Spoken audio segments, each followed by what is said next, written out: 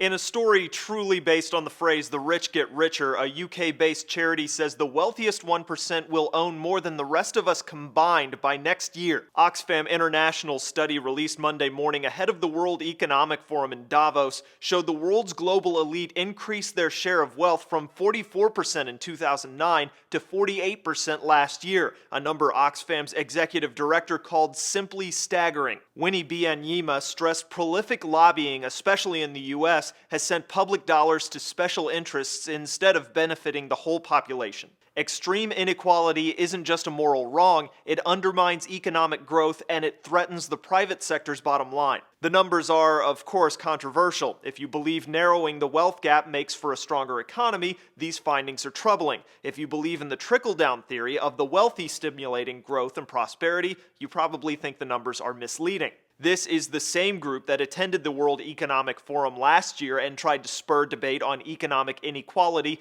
saying the 85 richest people in the world have as much wealth as the bottom half of the world's population. Several factors have helped economic inequality get an increasing share of the spotlight in recent years, like French economist Thomas Piketty's book, Capital in the 21st Century. Piketty argues the rate of return on capital exceeds the economy's growth rate, which tends to lead toward a high concentration of wealth. Even Piketty stresses that's an oversimplified formula, but he's one of the hottest speakers on the economic circuit right now. Credit Suisse also released a study in October with findings very similar to Oxfam's, that the richest 1% owns nearly half of the world's wealth. Reaction to all of this has been anything from analysis of how the rich use their money to grow wealth faster than the rest of us, to editorials calling for changes in economic and tax policy that favor the wealthy. In Tuesday night's State of the Union address, President Obama plans to call for tax increases on the wealthy to help the middle class, though just how feasible such overtures are in a Republican-held Congress is questionable. Some of those goals from the president happen to coincide with Oxfam's 7-point plan to narrow the wealth gap. Highlights of the plan include clamp down on tax dodging by corporations and rich individuals,